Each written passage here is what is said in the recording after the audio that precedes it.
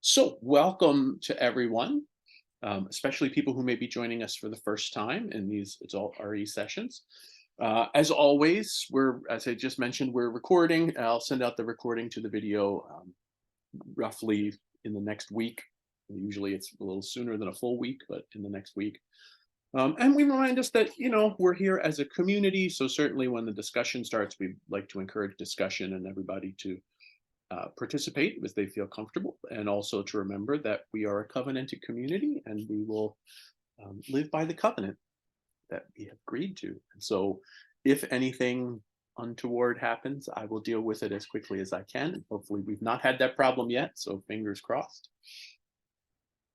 And I realized today that I have a little chalice, but I do not have a little tea light. So we'll light our little hand chalice and make the flame. There we go. Reminding us that we're in community together. So a little bit of introduction. For those who don't know me, I'm Tony Bianca. I'm the Director of Lifespan Faith Formation at First UU. And I will say right up front that I am not an expert by any stretch of the imagination on artificial intelligence. Just a really interested amateur. However, as I'll talk a little bit later, we have used both of the artificial intelligence programs that we're going to look at tonight as part of our church work. One of them wrote our reopening statement back at the end of COVID, and you've seen the pictures that a lot of the pictures that the other one generated in many of our times for all ages. And we'll get a chance to play with those a little later. So what we'll do tonight is I'm going to go through a little bit of a presentation, just thinking through like the sort of philosophical and maybe ethical and moral questions that AI raises. And then we'll have a moment to pause for the Q&A session sort of in the middle, which is a little different than we normally do. And then we'll go on and I'll talk a little bit about two artificial intelligence models, the two that I mentioned, ChatGPT and MidJourney, and talk a little bit about those. And then we'll pull them up on the screen and get a chance to see how they work. And I also have a surprise guest presenter here who will jump in a minute and talk a little bit about how AI has impacted his work and his thought about that for the future. So let me share my screen. And so there is just a little overview of what I just said we're going to do. And also in this picture on the right of your screen is an image that I generated with artificial intelligence. So, it took me a few tries to play around with what artificial intelligence thought artificial intelligence would look like. And this was one of the pictures it came up with, which I just thought was interesting. So even from the start, we have AI helping me talk about AI. So before we talk about artificial intelligence, we sort of have to think about what is intelligence and other words that are similar to it. And I think, honestly, a lot of the philosophical questions around AI raise questions just about intelligence in general and consciousness and all of the issues connected to them in ways that we haven't quite figured out, in my opinion, that we haven't figured out completely for human intelligence or other intelligences, much less artificial intelligence. So these are the words that I think popped up to me as I started thinking about this question of what is intelligence.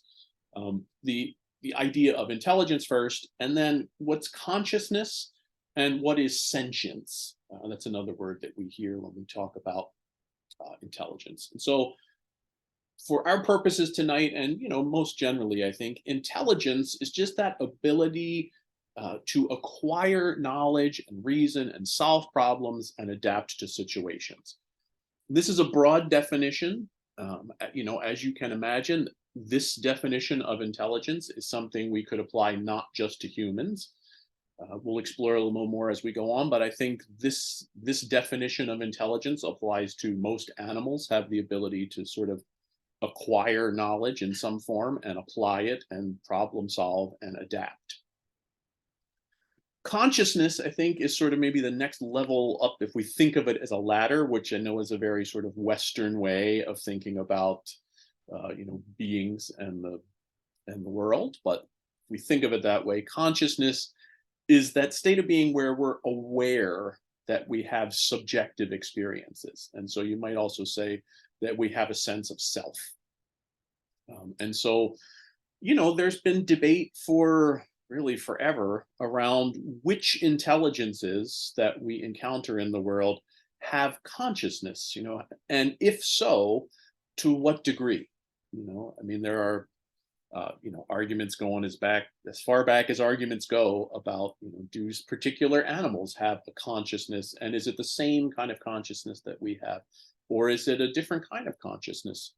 And maybe the most important question is, does the fact that it's different necessarily, mean that it's a better than, worse than, or higher, lower? We tend to use those terms in the West. We like to put things on a hierarchy. And as we're finding out maybe recently, but I think we may have always known this, hierarchies are not always in our best interests.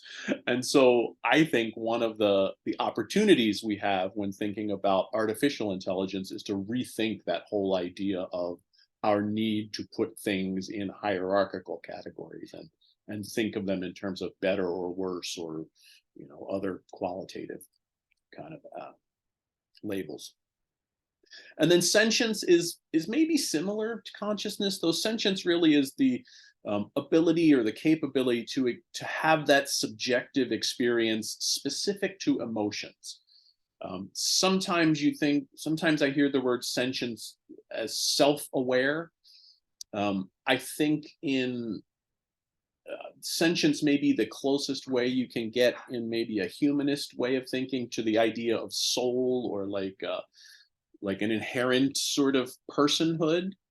And typically when we think about sentience, at least the way I've heard the word used, if we define something as sentient, then that sort of implies that it has to have the same kind of rights and dignities that we would ascribe to a human. That sentience, if we're thinking hierarchically with all the problems that creates, sentience would be sort of the highest on this sort of ladder. We would afford that a lot of rights, and would mean it was in a special category because it's the one that we put ourselves in. So again, there's a lot of questions that raises, but I think just in terms of definitions, those function for what we're going to talk about tonight. So then, how can we tell? We've got these definitions about intelligence and sentience. So how do we know if something is either intelligent or conscious or sentient? And this discussion goes back farther than, again, I think it goes farther even than we're going to talk about tonight. I think really the big questions, or one of the big questions in the human experience, is like, how do we know that we know? These deep philosophical questions. How do we know that we're even real? But I would like to start tonight in 1637 with René Descartes, who you would probably know from the I think, therefore I am. So a philosopher who thought a lot about the human mind and consciousness and what it meant to be human. And he's already talking about not computers, obviously, but things that he called automata, machines. And these would have been in his time more clockwork kind of machines, but there were already machines that could do things. But again, like a clock, you would wind it up and it was sort of set up or programmed, if you will, or maybe designed to do a very specific thing, and it would do that thing. But even coming in contact with that level of machine, already thinking about a machine that could possibly be complicated enough to be, if not equal to, at least similar to a human. And what Descartes thinks about, the way he defines it, because again, he's thinking about, the I think, therefore I am. So he's making thinking sort of the primary determiner of whether something is sort of human or human-like. And so he says that if you could define an automata that can respond to human interaction, but in a way that's appropriate in every conceivable situation, then that thing would have to be considered, equally intelligent to a human. And so for him, it's about, you might be able to design something that can respond to this very particular need, but outside of that need or outside of what it's been designed to do, it can't really function or can't respond to outside prompts. But if you could design a machine that could respond in any situation appropriately, then that thing we would have to call that human. 1747, another Frenchman, Denis Diderot, who was a philosopher. I had never heard of him until I researched this aspect of what he has to say about intelligence, particularly. He's thinking not of machines, but of animals. And so again, here's this question of how, for quite a while, we've been wrestling philosophically with the question of intelligence just with other animal intelligence. And I would argue that we have not figured that out yet. So he's thinking about, particularly, it's a parrot in the way he's in the model that he's thinking. And his expertise is really in philosophy and language. So unlike the thinking lens that Descartes is looking through, Diderot is thinking through linguistically. And parrots, of course, can parrot back human language. So you have these animals that can seem in situations like maybe they're talking. And so he's thinking about how would you know if the parrot was intelligent or not? How would you know that it knew what it was saying or whether it was just mimicking? And again, for him, it's situational, that the parrot seems to be able to say a particular phrase that it's taught, and it seems to be just repeating it back. In some cases, that may seem like it has a deeper meaning. Maybe, the parrot says something coincidentally sort of on point in the moment. Again, for him, it's the situation that if there was a parrot who could understand and answer back in any situation, then, according to Diderot, we would have to consider that parrot, again, equally intelligent to humans. We would have to consider that another being worthy of all the dignity and rights that we give to a human. And this, honestly, this surprised me in sort of, the 16 and 1700s. I know it's the Enlightenment, but still, it's pretty enlightened thinking, even for the Enlightenment. And so the next jump, we jump quite a few, more than a century, to 1936, Alfred Ayer, and he's an English philosopher. And he's thinking about not so much, is a thing, or how would we know if a thing is conscious based on what it could do, but they have by this point all these sort of consciousness tests. They're as we've seen, Descartes and Diderot and a lot of other people have sort of posited what might be a test for consciousness. But at this point, Ayer is interested in the theory of other minds. And his big question is, how do I know that your mind is like my mind? So if we think about it, I'm the only me that I know. And I know what happens between my ears. I know my own inner dialogue, and I know my own sort of inner life. I know that you tell me you have that too, but I have no outside proof that that is true. And so the best image, like now, modern days, I can put a label to this. Like, this is essentially, he's describing the Matrix. If I was in a computer simulation that was real enough to fool me, I wouldn't really be able to tell the difference between a real reality and a simulated reality.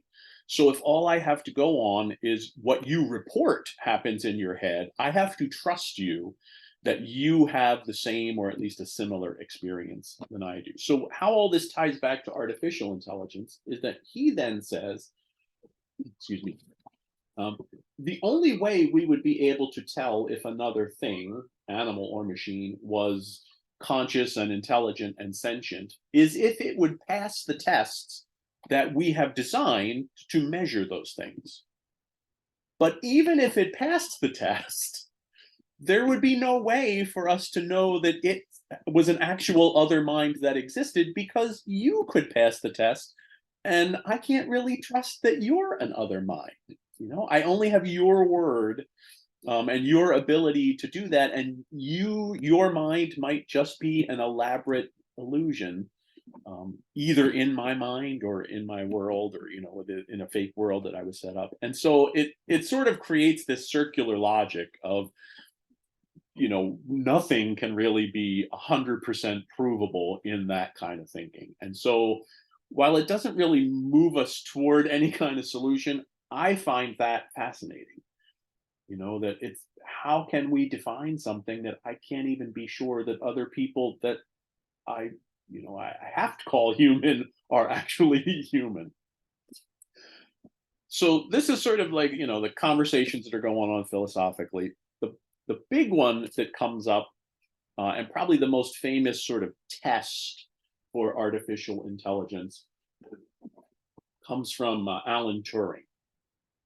If you're not familiar with Alan Turing, he is the guy who essentially invented computers. He broke the Enigma machine for Britain in the First World War. Sorry, in the Second World War. Just fascinating guy. If you've not seen The Imitation Game, which is a movie about his life and about him breaking the Enigma machine at Bletchley Circle, it's a fabulous movie. I highly recommend it. Benedict Cumberbatch plays him, and also just a really sort of chilling, kind of sobering ethical tale too. Turing was gay, was closeted at the time, and after essentially winning the war for Great Britain by breaking the code machine, the best estimates is that he cut 2 years off the war and saved the lives of possibly 14 million people in that timeline, and then was arrested later in his life, and prosecuted as a homosexual. He was chemically sterilized and then took his own life 2 years after.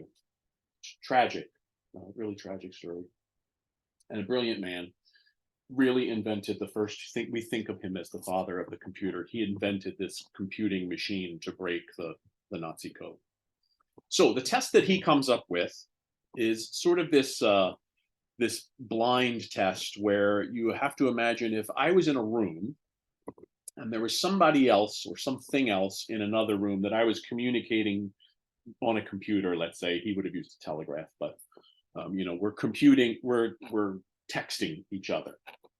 Basically, if I can have a text conversation with that entity in the other room, and if I can't tell whether or not it's a human, then it's human. That if it's smart enough to fool me, then it's smart enough to be considered as intelligent as I am, essentially. And that was sort of the gold standard for tests, the ability to fool a real human. That if we can't, essentially, it's saying if we can't tell it's not, then we have to assume that it is, which is kind of makes sense. Here's the problem with this, though. As you can see on the screen, by 1956, a computer named Eliza had passed the Turing test, and another computer in 1972 named Perry also passed the Turing test. They started out as chess programs, and they beat the grandmasters, and that happened pretty early. I knew that it had happened, but I thought it was much later than it actually did. And so, even before I was born, computers were passing the Turing test. They were fooling humans, good enough to not know whether or not they were human or not. And so, science did what scientists sometimes do, is then as soon as the test was passed, they immediately argued that the test was flawed, that the machines were just parroting back what they were pretending to be human, but they didn't really understand what they were doing. And, I have to say, I think that's a valid response, that just because something can mimic something else doesn't mean that it is that something else. We could make something complicated enough that it could, and honestly, by this point, we have made something complicated enough that it appears human. But the question really gets at something deeper: is how do we know what's inside? So after all of this, we're back with the question of how do we know? And the answer is really maybe we can't know. That, as we've sort of hinted at, if we don't have the sort of philosophical framework to be able to say whether my dog or the octopus is intelligent and should have the same rights and privileges that I do, then we are clearly not capable of really knowing what's going on inside an automated mind. And so now we have this question, like if you've even in a cursory way like read the New York Times articles or interacted with ChatGPT, you know that these machines are, I couldn't tell whether or not I was talking to a human being. They are very human. They sound very human. They are able to generate original content, though they do it in a way that is sort of predictive and not necessarily, I don't know, what we would call creation in the strictest sense. But that just sort of begs the question of, like, just because it works differently doesn't mean that it's not intelligent or that it's not sentient. Just because it experiences its consciousness differently than I experience my consciousness, does that necessarily mean, again, better or worse? And so now we have all these sort of philosophical and moral and ethical dilemmas that come up with the creation of artificial intelligence. And here are just a few, just some of the concerns. There's these 6 categories in all. So it raises some questions about free will. As we'll see a little bit more in depth later, most AI programs work in a predictive way, and so they're predicting what the next word will be, or they're predicting what a particular thing will look like. And it sort of begs the question that if I can design a computer that can do that, but we know that that computer isn't really free, it doesn't have free will because someone has designed it and put uh, very particular constraints on it so that it appears to be free, but we know it isn't because we can open it up and we open up the coding and see it. Then how do we know if we really have free will? How do we know if we aren't running some sort of predictive algorithm? And there are some studies that say that our brains kind of work that way when they run the microscopic time that it takes me to think about picking something up and then reaching to pick it up. There are studies that say that the neurons fire to move my arm before the thought forms in my head that says I want that thing. And so my arm is moving before I've actually, microseconds before I've had the conscious thought to do it. So am I free to pick that thing up or not? Well, I don't know. There's the question of personhood or rights. So have we sort of been hinting at all night? At what point do these things become, human legally? At what point do they need to be given all the sort of rights that we have? And should we be able to turn them on and off? And should we be able to sort of literally kind of enslave them to do what we want? And there have been all kinds of science fiction written about that. This is not a recent thing. If anybody's seen 2001 and Hal, and does Hal have rights or not? Should Hal be independent or not? Hold on, I can't see that one. Where am I going? I can't see my cursor. What does that say? Progress. Hang on one second, folks. I'm gonna do this. Program bias. All right, I'm gonna do this back again. Boop, boop, boop. Program bias. So someone has programmed this thing. Bias in, bias out. And so if the algorithm is biased, then the results are going to be biased. And it might be unintentional. It doesn't necessarily mean that the person has to be sort of a bigot, particularly, and deliberately program stuff in. But as we all know, we've done plenty of work in the congregation around unconscious bias, that we know we have these biases. And there have already been really sort of concrete demonstrations of how people with darker skin tones have a harder time with the facial recognition on their phone to unlock it. And that may seem in the large picture, I don't think it is, but we may be tempted to write that off as not sort of life threatening. But if artificial intelligence starts to decide sort of who gets medical treatment or what kind of treatment is prescribed, then those biases become much more critical. Then, sorry, I keep having to do this, folks. I can't see you over my own Zoom thing. The impact of the use. So, how will using AI impact the people that used to do these things? I think about the horse and buggy manufacturers when the automotive industry geared up there. It changes the job landscape, and so specifically we think about humans and their work, and how that will impact creators, and certainly the writers strike that we're seeing now is all about this. And I'm going to have a special guest in just a moment to talk a little bit more in depth about this one. It asks questions about reality and truth. So how do we know what's real and how do we know what's fake? If AI, especially the pictures that AI can generate, look real, as we'll see at the end. And so how do we know what's real and fake? And what are the potentials for disinformation or for really the deep fakes? And then beyond that, like, just how do we know what's real anymore? Like, if you can't know whether this particular picture is real, then it starts to mess with our concept of reality.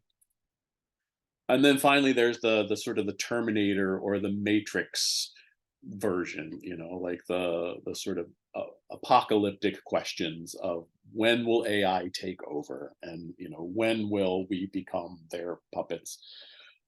And that might seem a little trivial. Actually, as a side note, in the Terminator franchise, the 2 days ago, the 29th of this year, was the day in the movie when Skynet, which eventually takes over the world, became self-aware. And so we're 2 days past when it happened in the movies. But in a very real way, like we think about social media, and it might not be robots in the streets or uh,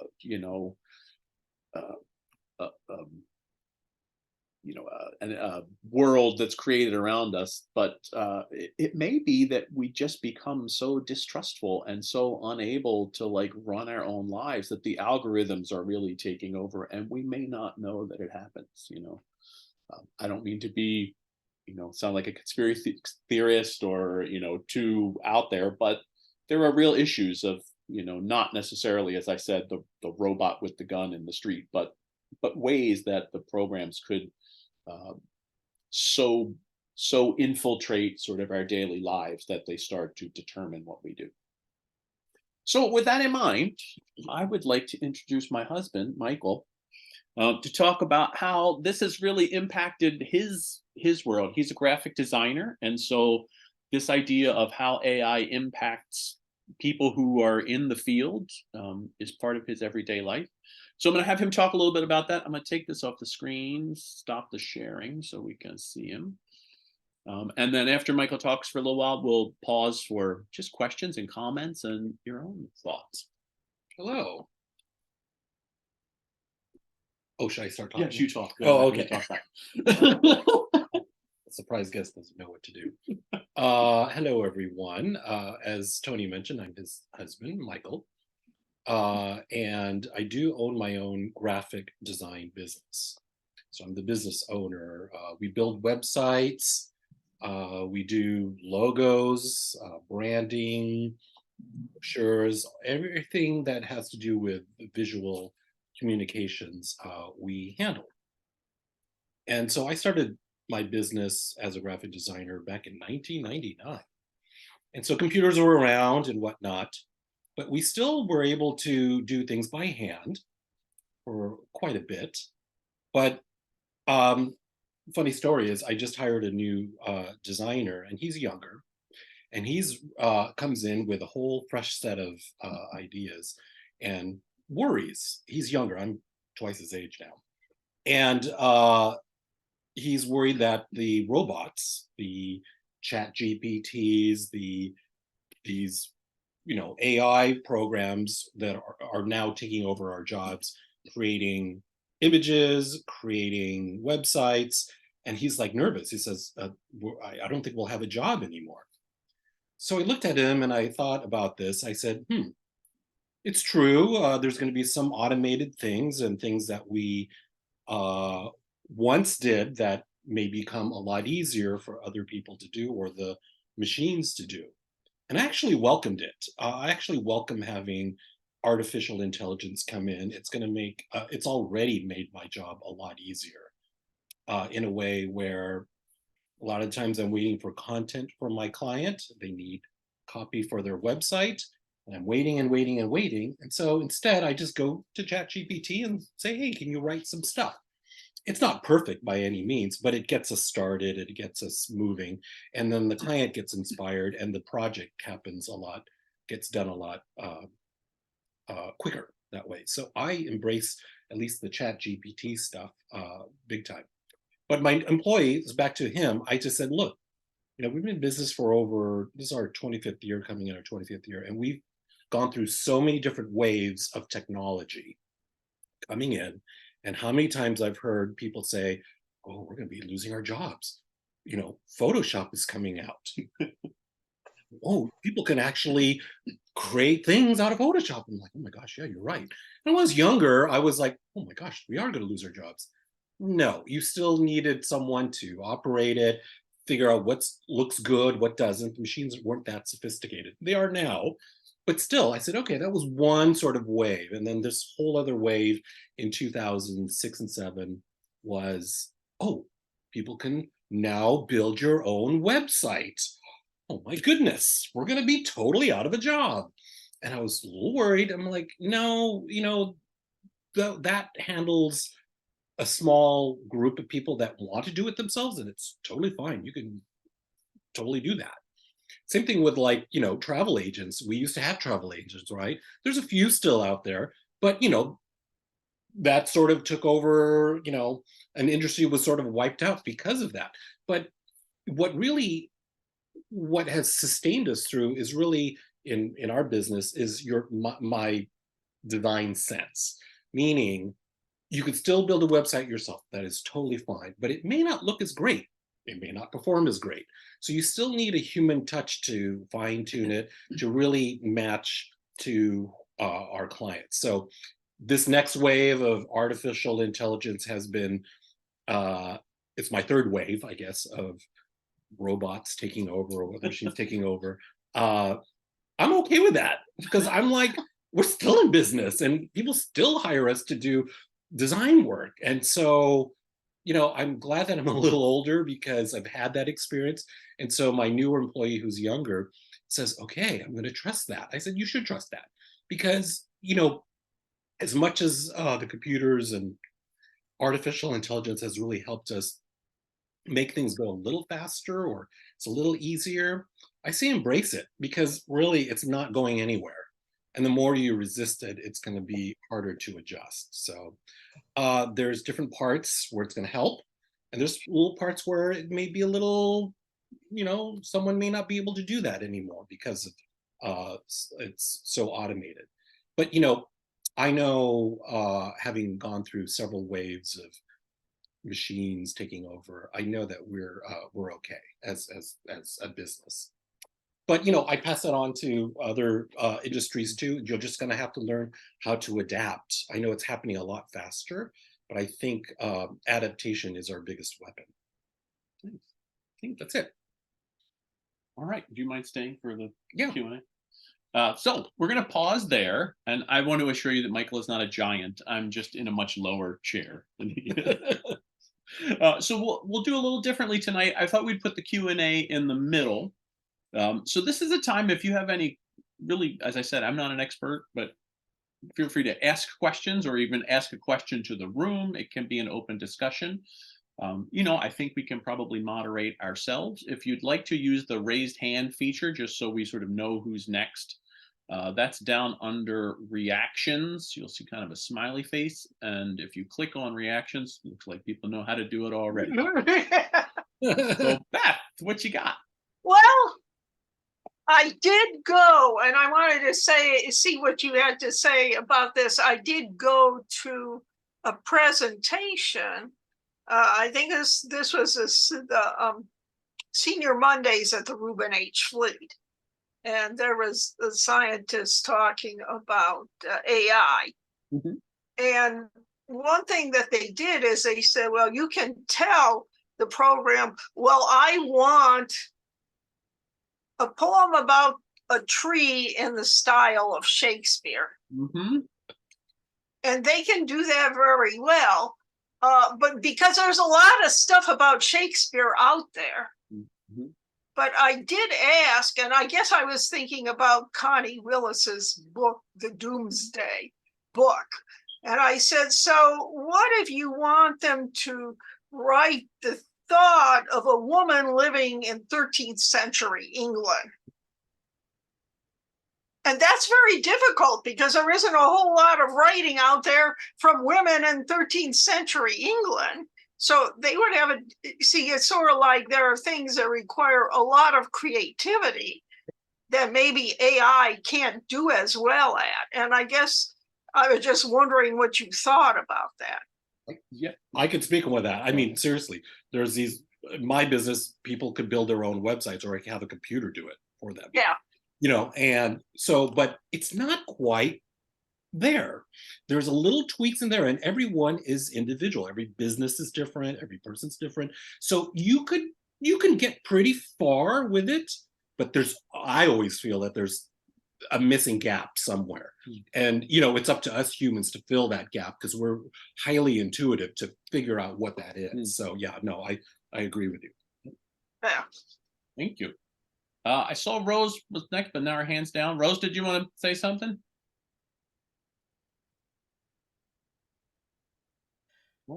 I'll wait. My question was fairly abstract, so I will wait and Okay. maybe ask it later. So that's why I lowered my hand. Thank Sounds you. good.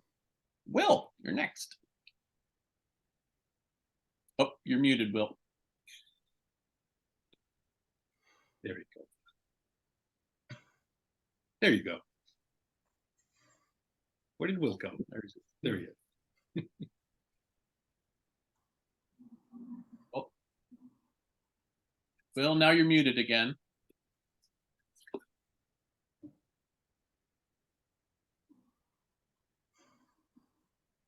Let me try it this way. No? Okay. Let's move on to Betsy, and then Will, we can come back to you later if you want to say something. Maybe other people saw this as well. On the 21st of August, there was an op-ed piece in the LA Times by a teacher named Elizabeth Blakely. Mm-hmm. And she apparently teaches media history at Northridge, Cal State. And she's sort of backing up what Michael's been saying, which is that, yes, she's talking, but I don't even know what these things are. ChatGPT, which you're going to find out tonight. Our students can use, she said, yeah, plagiarism is possible, but she feels that it's also a very good tool to teach, trying to distinguish between what's fake and what's real. I'm not sure exactly how that works, but it's pretty much what Michael's saying. There's some things it can do much better and quicker, but on the other hand, there are pitfalls, and you just can't use it and assume that it's going to do all your work. You've got to be aware of what the shortfalls are. Yep. Well, yeah. So I've been in education as long as Michael's been in graphic design, even a little bit more. And, we have had these questions come up before. Yep. I think I remember my even 5th grade math teacher, when we say, can we use a calculator? He said, well, what do you think? You're going to walk around with a calculator in your pocket all the time? And I'm like, yes, I am actually. And, and a film studio and all of my record collection. So yeah, like I think education has to adapt to the world as it is. And there are ways to teach that embrace the technology that's there. You can have people write the essay in the room, and we might have to rethink the way we do homework, and we may have to rethink what we're actually teaching kids to do. Is reading something and then writing it back the way to do it, or maybe you have to present. There are ways around that. Let's go to Mike and Penny. Oh, you're muted, Mike. Okay, yes. My question has to do with the impact of the artificial intelligence movement on copyright laws, and also the impact on the border between original thought and plagiarism. Yeah, I mean, the way that the machines learn is to read a whole bunch of stuff, and then the algorithm sort of learns to predict how language functions. So it's not strictly copying and pasting. Actually, that's essentially what Google does when we do a Google search. It's searching for the exact copy of what you typed in and showing you results that have the best matches. The predictive text, I'll explain those a little bit more after the Q&A before we see it actually work. They work differently, but they do it by essentially reading a whole bunch of stuff. And while I understand that writing something in the style of someone else or using someone else's work to learn has some copyright problems, I have to say it's also the way I learned to write.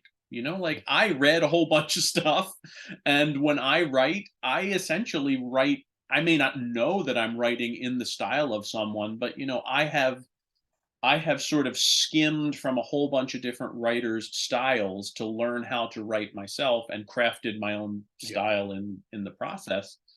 The computers are sort of doing the same thing. Yeah. And so I wonder if it's substantively different. I think the bigger problems for writers are on the other end of, like, if the computers can do it as well as they can, then it might mean job insecurity. Well, I know that some writers are using it already. Like they have writer's block or whatever. And they said, hey, can you just get me started? And so they sort of ask, ChatGPT to write something, and they go, okay. And so a spark happens. Same thing with design. I don't necessarily start from scratch. I need some inspiration somewhere. I don't outright copy it, but I know, oh, I like this. I think I can emulate that. So it's sort of doing the same thing in a way. I know when I use ChatGPT to write something, I do not ask it for factual information because I don't know if it's true or not.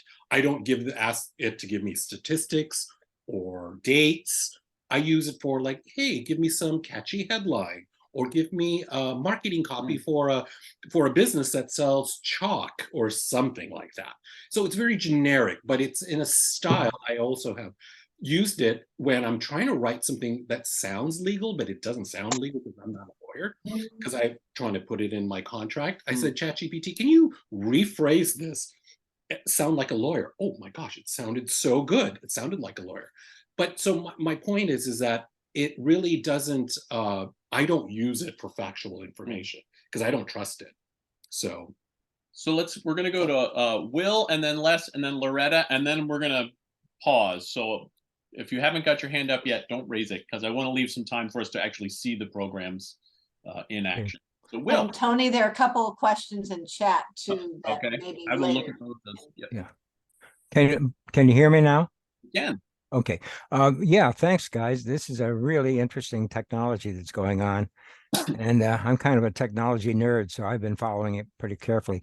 We were talking about, what's true and what's not true. I understand that chat does have what's called hallucinations, and where it invents information.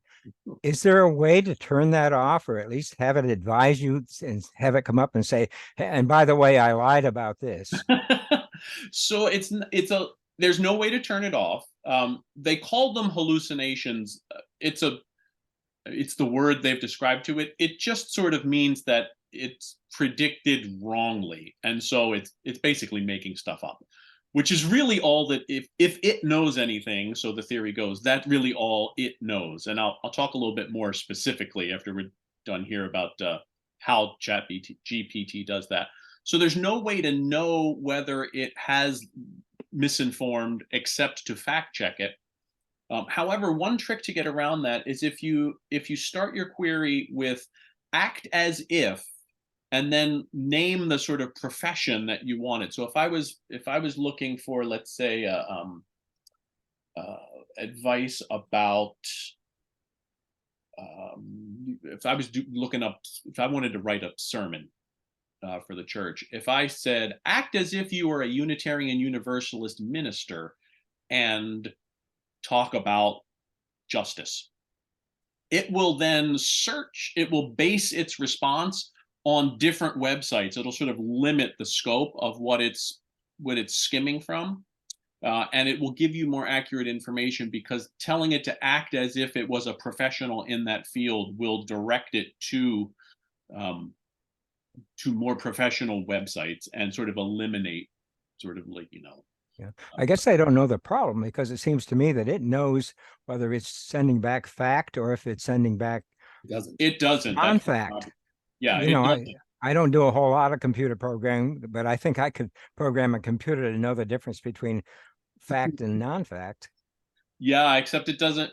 I think that may become clearer when we talk about how it works. Okay. But yeah, it doesn't know. It's just predicting the next word. All right. Thanks very much. Sure. All right, Loretta, and then Les, and then let's look at ChatGPT.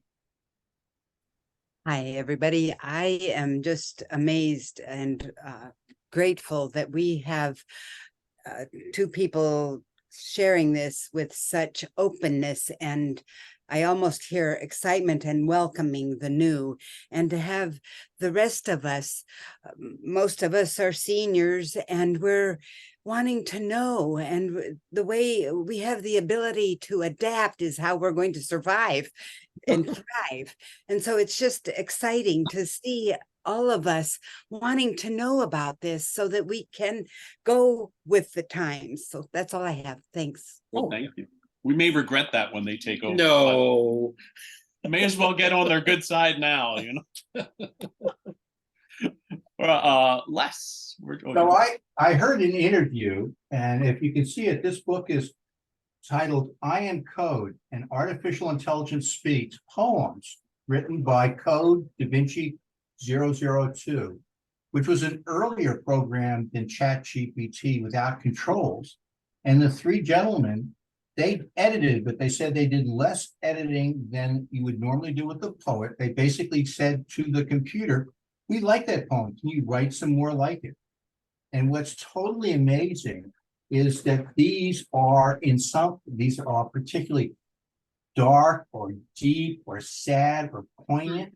And it's just amazing to get that. The Washington Post and the New York Times both had articles with the three gentlemen who did the project, and then they published the book called Code, I Am Code, Artificial Intelligence Speaks. If we had time, I would read one for you, but maybe at the very end. Yeah, thank you.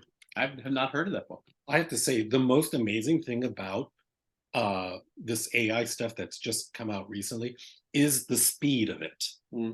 How fast it could do it. That's the amazing part for me.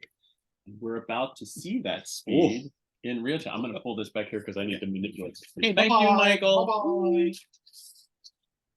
So, I'm glad some of you have mentioned poetry, because we're going to see that in just a second. So I would like to show you two versions of artificial intelligence that I use regularly in my job. One of them the church has a subscription to. And so the first one is ChatGPT. We've said it a gazillion times now. You've probably heard about it before we talked about it tonight. Chat just means chat. It's you can chat with it just in regular, language.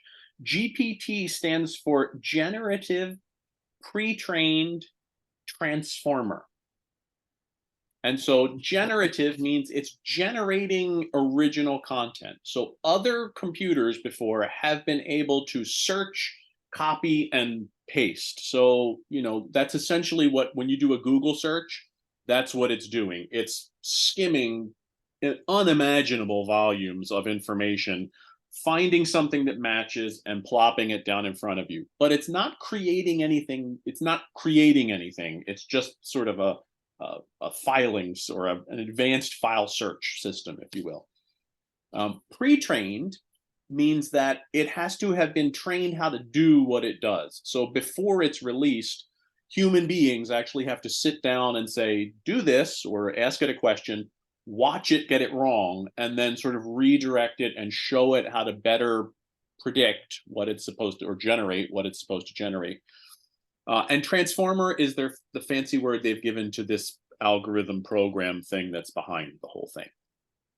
So again, I am not an expert, but here is the sort of best layperson's description of how ChatGPT works, and then we're going to take a look at it. And so the computer, if you will, the transformer part, the program part, is fed like massive, like I've talked about, unimaginable volumes of material, and is then trained how to not necessarily understand what the words mean, but how the words relate to each other. So if I, for example, said to you, the cat is brown, you know what the noun is in that sentence. You know that the cat is sort of the most important thing in that sentence. It's the thing that everything else relates to, and the sort of modifies it, and brown modifies that, and is the verb, and it talks about all that stuff. You know that, and we've taught the computer to do that. So without necessarily knowing sort of intrinsically what the words mean, it learns how the words relate. And it learns that, and it's trained on such a large volume. I mean, like Library of Alexandria kind of volumes of information, that if you give it sort of a nudge in the right direction, in other words, a question, if I asked it about, tell me about brown cats, it knows how those words relate to each other and will search everything that it's skimmed that relate to brown and cats and how that all connects to each other. And it starts with a word and then literally predicts the likelihood of the next word, and then the next word, and the next word, based on everything that it's read. What's the next likely word in this sentence? And it just does that at unimaginable speeds until it comes up with an answer that is coherent. The real magic, I think, is that even some of the programmers who, like some of the programmers who have responded to articles in the Times say, we know how it does it, but we don't really know how it does it. Like, we can explain to you what's going on, but we really don't. There seems to be something behind the curtain that we just don't know how it predicts in that way and manages to get it. It's shocking how accurate it is, actually, despite the hallucinations and the mistakes. So the hallucinations are when it gets the prediction wrong, because it's working in that way. So, the cat is brown. It doesn't know what the word brown means. And so it might fill in another word there, or, like the critter is brown. And well, that wasn't what I asked it. Well, it's just sort of making stuff up.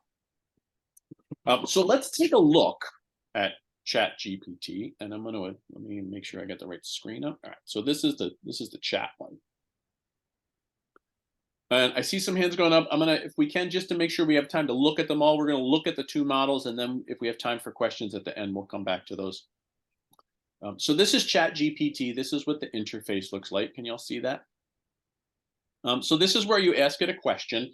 And before we met tonight, I asked it this question. Or I didn't even, it's not even a question. Describe Unitarian Universalism.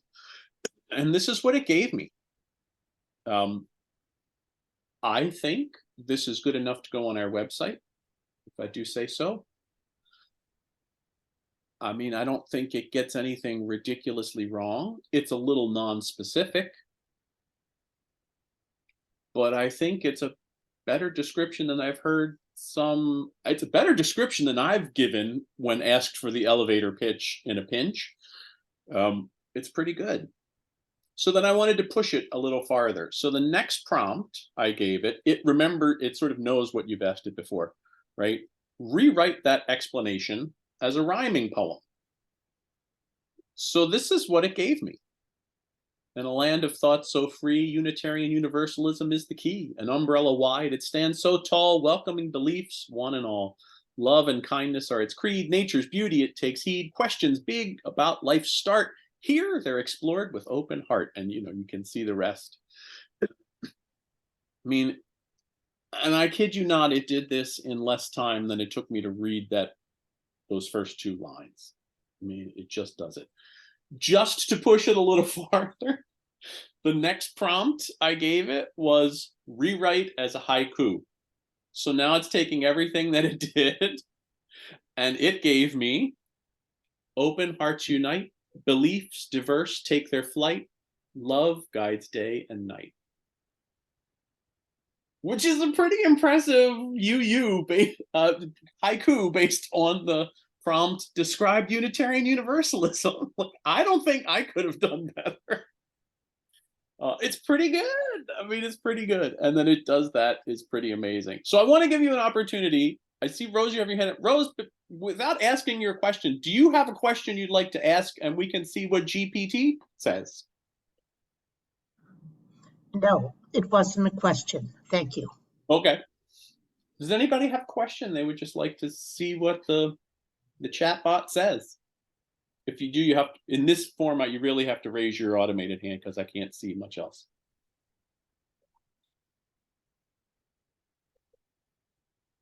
Do aliens exist? Oh, that's a good one. Because these are the questions that get a little tricky.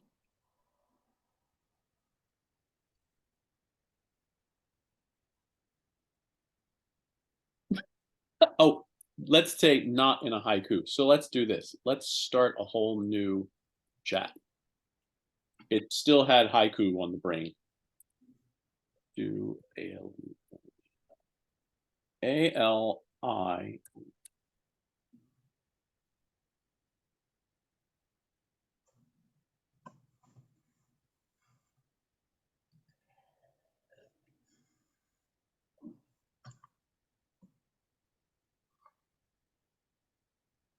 I mean, seems legit.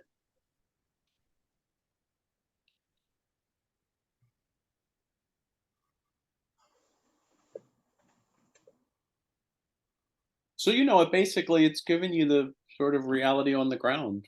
We don't know for sure, but given the vastness, sort of the Fermi paradox idea, and then SETI, we're still searching.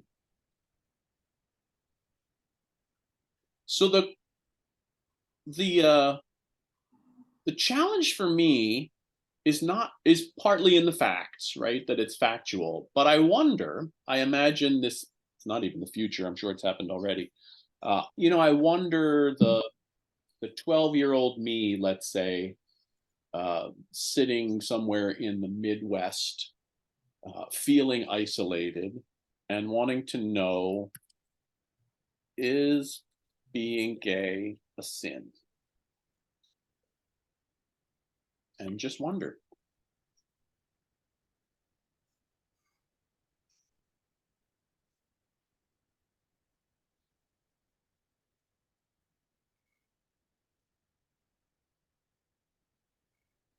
It is likely moving slow because I am asking a lot of my computer right now. Close this down.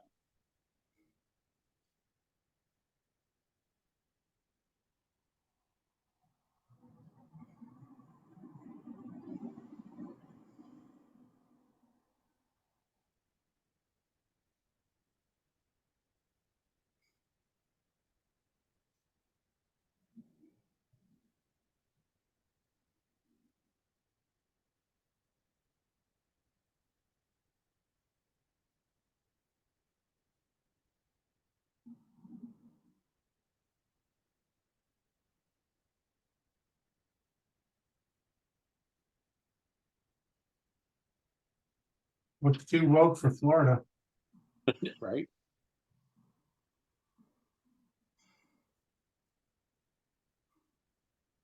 Ooh, my eye. Yeah, like I think about, I'm going to pause it in a second if it doesn't stop on its own, because I think I'm asking a lot of the memory on my computer running Zoom and this at the same time. But, it doesn't, it's not the answer that, a conservative Christian would want. And I think it's also not the answer that I would want. It essentially, like it did with the alien question, it's presenting the reality of all sides, or it's sort of presenting the arguments, and I think that's fair. It's a fair analysis. I'm just going to tell it to stop generating, but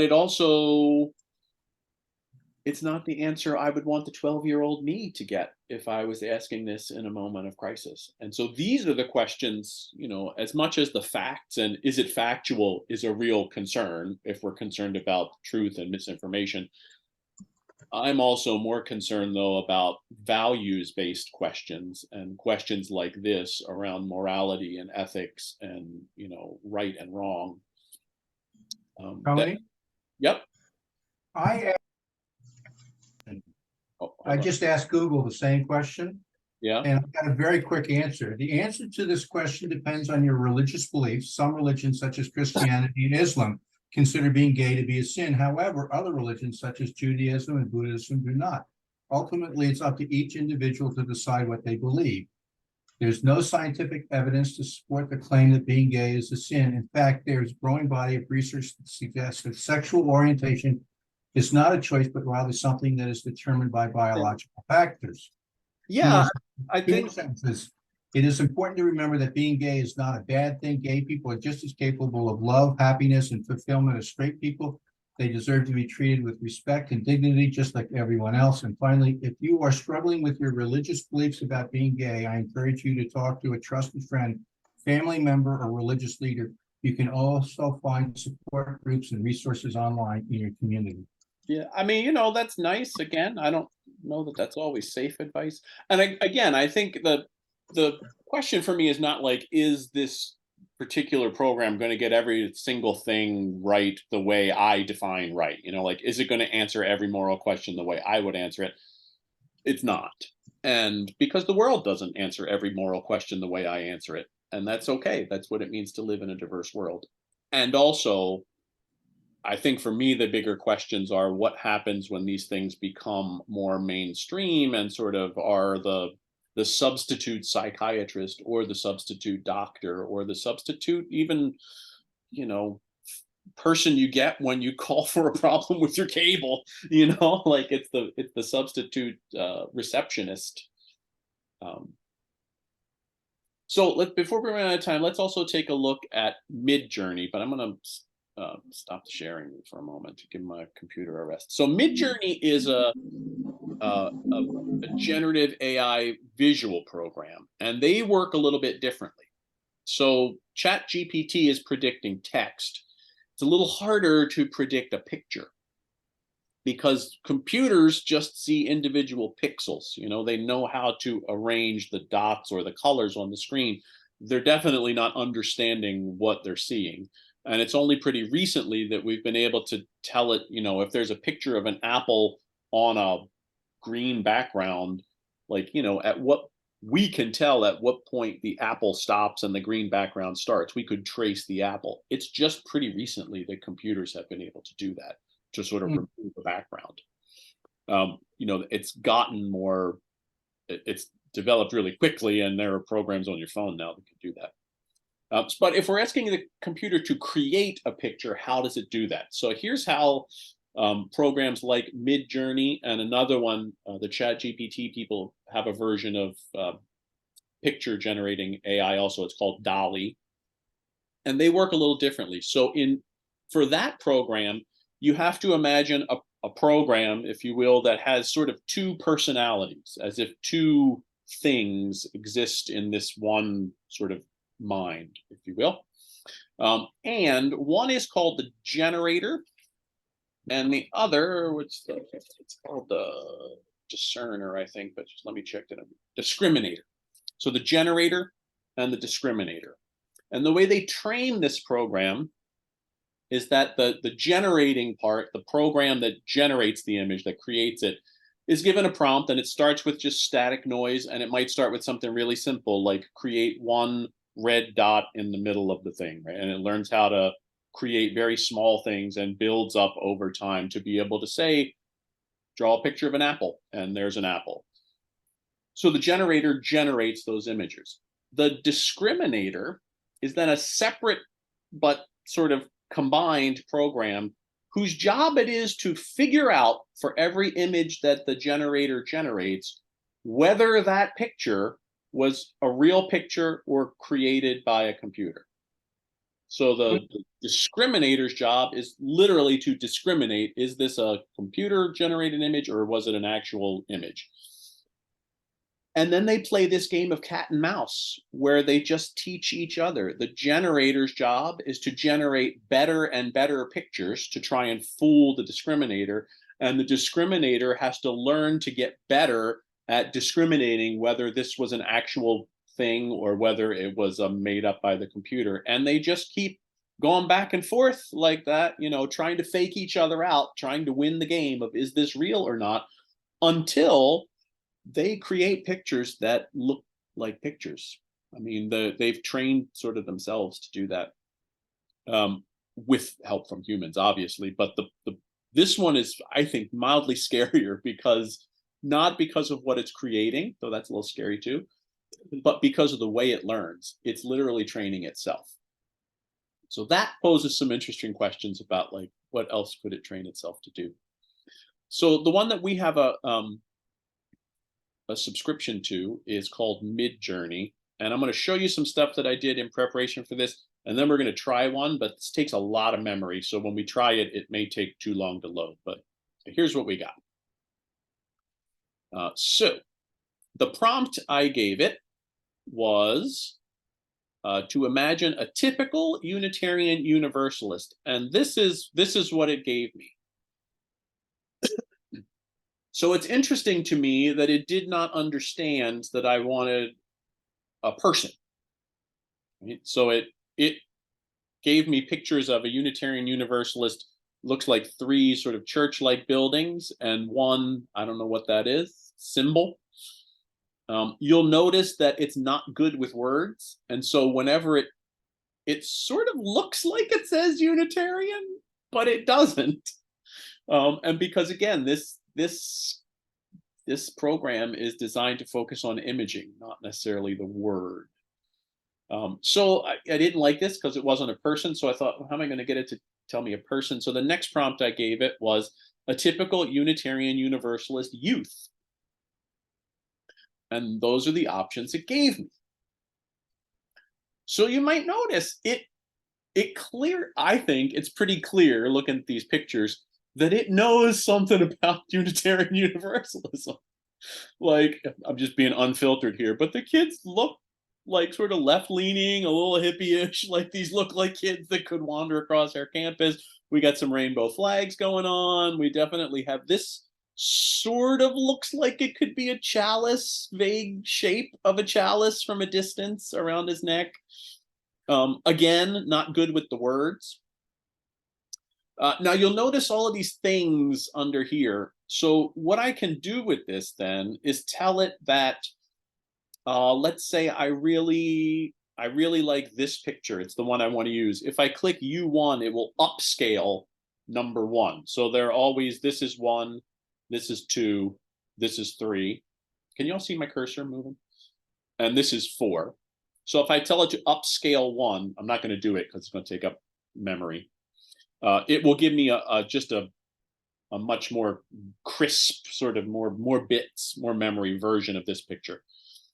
But if I really like this picture maybe, but I'm not in love with it, this is number 4, so I can choose, give me a variation of number 4, and it'll give me 4 new pictures that are sort of similar to this, but with some variations. I'll show you that in a minute, but I first want to notice when we talked about bias, first thing I noticed is when I asked it to give me a Unitarian Universalist use, it gave me 4 white kids. And so, okay, it gave me what it gave me. But I just wanted to see, I've noticed before that I tried to use this for creating pictures when I did that Greek gods and goddesses service. And I had a hard time getting it to give me a goddess that was a person of color. It took a lot more tries to get what I wanted. And so I asked, the next prompt I gave was a BIPOC Unitarian Universalist youth. And that's what it gave me.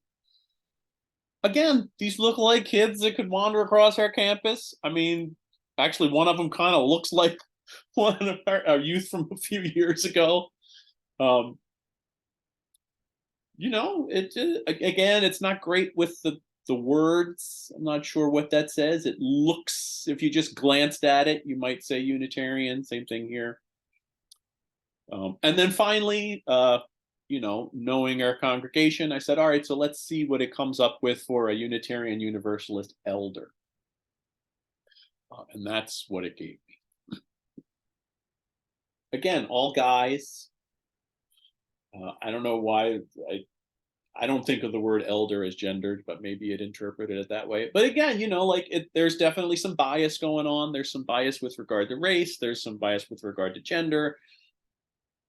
But yet, they look like guys who I might see sitting in our congregation, you know, any day of the week.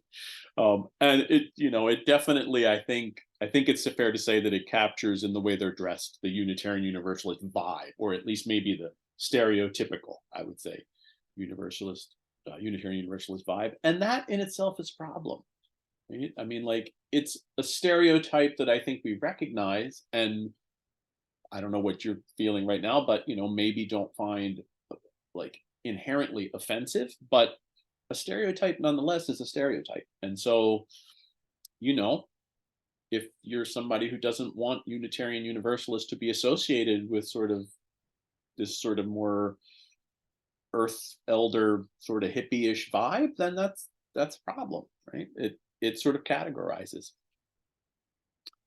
So let me see what it will do with if I ask it to vary number 4, just to give you an idea. Actually, let's do it with the youth. So let's say we like this one, number 2. Let's get some variations on that. And you will see it has started going. It's waiting to start. And this is where we're all going to cross our fingers and send good vibes to the computer.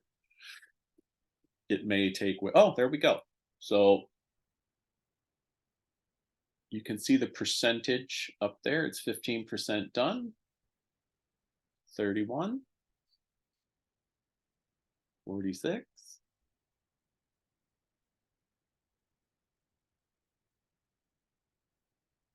Just some, you know, they're all similar. They have the same feel. And there it is. There's 4 variations on that one. Now, you know, I don't have time to show you this evening, but I can go in there and ask it to do things very specific. I could say that I can set the parameters of how much when I click variation, whether I want a sort of a 1% or a 99% variation. Like, maybe I like this, but I'm not happy with they're all the same color scheme. Maybe I wanted to do a sort of a little bit more variance. I could tell it that.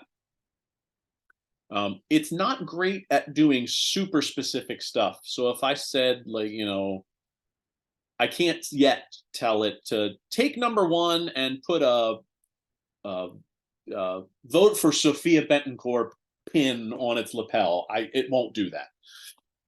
It will do something, but it won't do that. It will create something that it thinks is what I want, but it won't be that.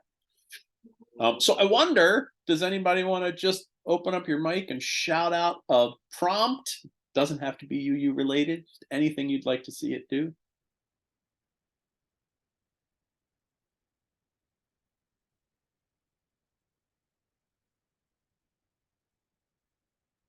Question though, does it go out and get a basic face and then build on that, or does it actually generate the face?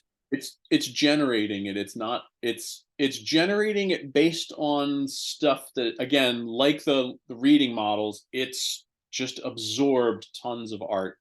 This one actually has more copyright concerns than the other one, I think.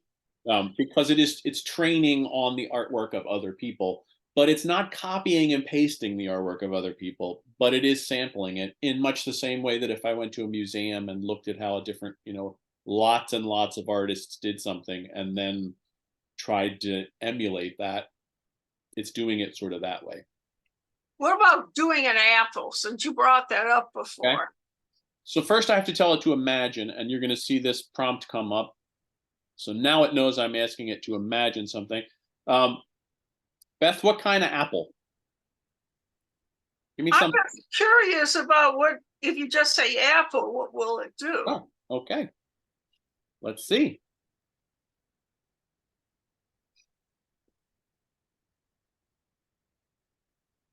Again, we're crossing our fingers and sending vibes to this computer speed.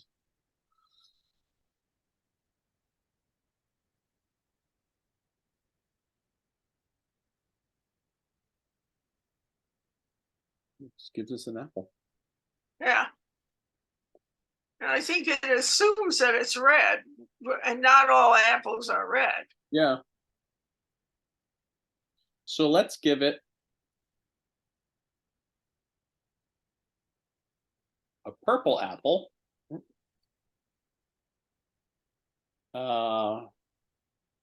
On an alien beach. See what happens.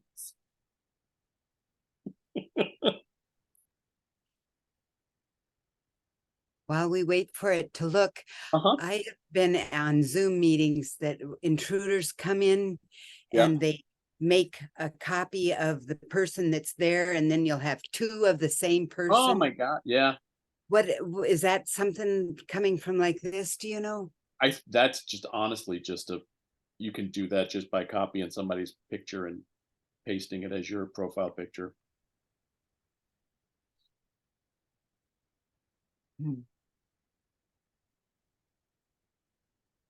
So there's our purple apple on an alien beach.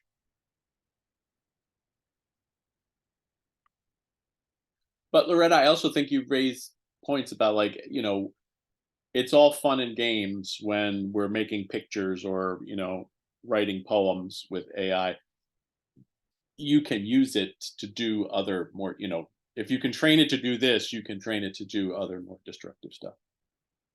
So we have about 10 minutes left. And so I'm gonna leave our play around time there for now, and just, if we have 10 minutes, if anybody has any final thoughts or questions.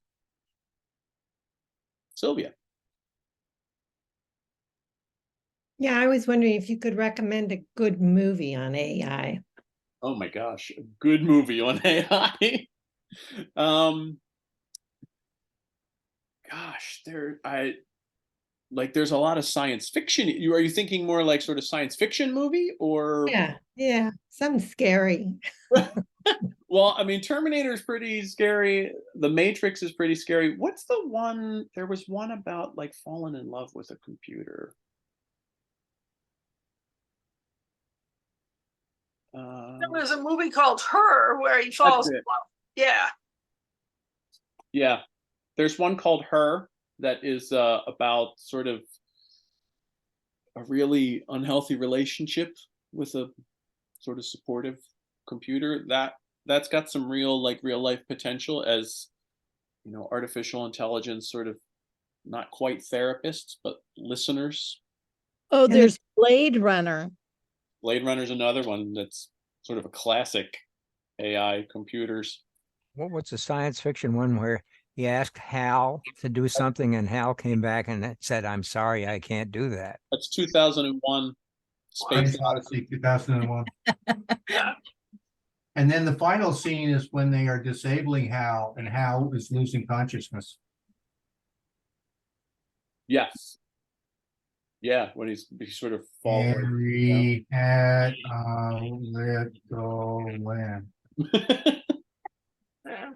Did Hal not choose not to do that, or I thought Hal chose not to do it? Not that he couldn't do it. I vaguely recall that he chose not to. Yeah, he was sort of. Hal, the computer, left him to die in space. And he got into an emergency lock and then proceeded to disable, disconnect, Hal, kill Hal. So what's the name of that one? Is it How? No, Space Odyssey 2001 A Space Odyssey. 2001 A Space Odyssey. Right, that's an oldie. It is. And it's very, very long and slow. Stanley Kubrick, though. It's well done. All right, let's go to- HAL is very close to IBM, just one letter away. That was intentional. So let's go to Barbara. You got her hand up. Yeah, just a quick question. Are the programs like the MidJourney and ChatGPT, are they all subscription or are there any free programs? They're not. ChatGPT is actually free. Oh, okay. You can go to. Oh, I'm just. Hold on. So if you go to chat.openai.com, so I'll put it in the chat. Open. Chat.openai.com. Okay. That's where you can get ChatGPT. Oh, that went to one person. Hang on. Let me reset this to everybody. Okay, thank you. And then MidJourney, there is a free version. The trouble with the free version is that then everything you do is sort of like, it's like trying to design on Facebook. You see everybody's feed. And like when you do that, you know, when we gave it that command, you were only seeing the commands that I gave it.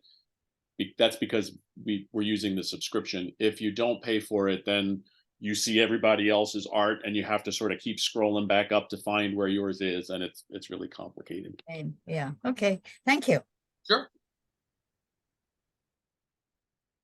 All right, friends. Well, that feels like a good stopping point for the evening. Thank you all so much for being here with me and letting me just sort of explore this also as much for myself as for you, and exploring it with me and thinking about those bigger questions. And thank you, Tony, Sure thing. for a good presentation.